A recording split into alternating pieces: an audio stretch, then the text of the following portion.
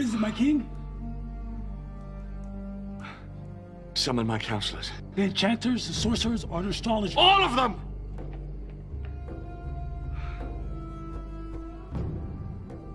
O king! My king, your wisest subjects have arrived. Command, and it is done. I've had a dream that troubles me. I need to know what it means. O king, tell your servants your dream and we will interpret it for you. No. What need I of wise men who are not wise, Astrologers who read nothing in the stars? Magicians who perform children's tricks? Sorcerers who divine nothing except what I tell them? No. It is enough for the king to dream his dreams. It is up to you to discern and interpret them. But, my lord, if only you would tell us your dream, we could interpret it as we have always done. Always! I know you're trying to gain time, or trick me into revealing what I've seen. Either way, I'll have none of it. But there's no man on earth who can do what the king asks. No king ever asked such a thing before. Only the gods could know these things. And when we ask, they don't answer. Well, I suggest you try and get them to answer. Or beg that they endow you with the necessary skills to divine it on your own.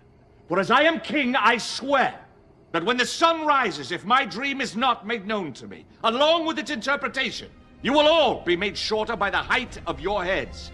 You may withdraw. Now!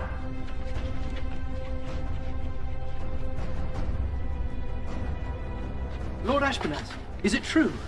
It is. Why has the king issued such a harsh decree? Why don't you come along with me and ask him yourself?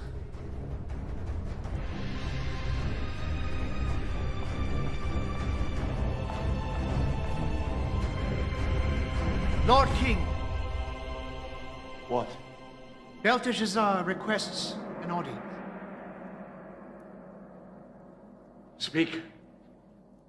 O king, live forever. I have heard your decree, and I understand that I shall fall beneath the blade if your dream is not made known and interpreted. I ask only for more time, that I might withdraw for a while, my friends and I, to pray to our God, and see if he might not make the dream known to us. The time is fixed and cannot be altered. Sentence is to be carried out at sunrise. You may withdraw.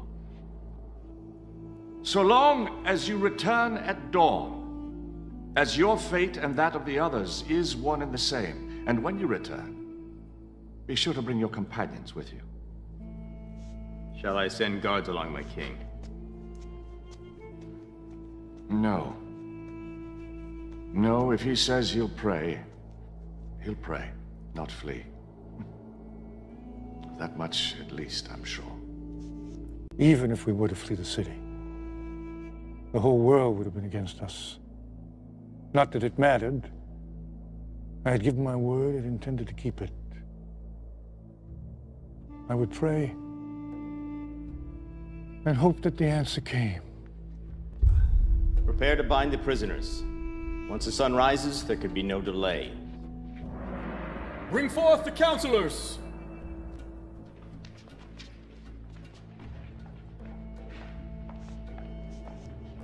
O king, live forever. O king, do not execute these men, I beg you. Belteshazzar, your death is upon you as well, unless you know my dream and can interpret it. I am, and I will. Praise be to the God of my fathers forever and ever. He gives wisdom to the wise and knowledge to the discerning. He reveals deep and hidden things and has made plain all that you have asked, for he has shown me the vision of the king. Then speak. As you lay upon your bed, O king, you looked, and there before you stood a large statue, awesome in its appearance. The head of the statue was made of pure gold, its chest and arms of silver, its belly and thighs of bronze, its legs of iron, its feet partly of iron and partly of baked clay. As you were watching, a rock was cut out, but not by human hands. It struck the statue on its feet of iron and clay and smashed them. Then The iron, the clay, the bronze, the silver and the gold were all broken to pieces at the same time, and the wind swept them away without a trace. But the rock that struck the statue became a mountain and filled the whole earth.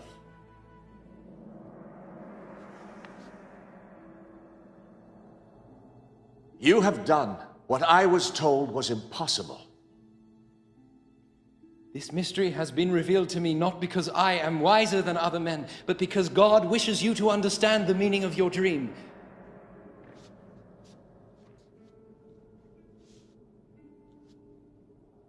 You know my dream, as if you dreamt it yourself. What does it mean? You, O king, are the King of kings. The God of heaven has given you dominion and power and might and glory. In your hands he has placed mankind. He has made you ruler over the nation, for you are the head of pure gold. After you, another kingdom will rise, inferior to yours. Next, a third kingdom, one of bronze, will rule over the whole earth. Finally, there will be a fourth kingdom, strong as iron, for iron breaks and smashes things to pieces. But just as you saw that the feet and toes were partly of baked clay and partly of iron, so this people will be a mixture and not remain united any more than iron mixes with clay. And in the time of those kings, the God of heaven will set up a kingdom that will never be destroyed. It will crush those kingdoms and bring them to an end, but will itself endure forever. The Almighty has shown the king what will take place in the future. The dream is true, and the interpretation is trustworthy. I am the head of gold? Yes, O king, you are the head of pure gold. Surely your God is the God of gods, the ruler of kings and the revealer of mysteries. Let this man be paid honor, and present him with incense. Thus the king made me ruler over the entire province of Babylon, and at my request made Shadrach, Meshach, and Abednego administrators.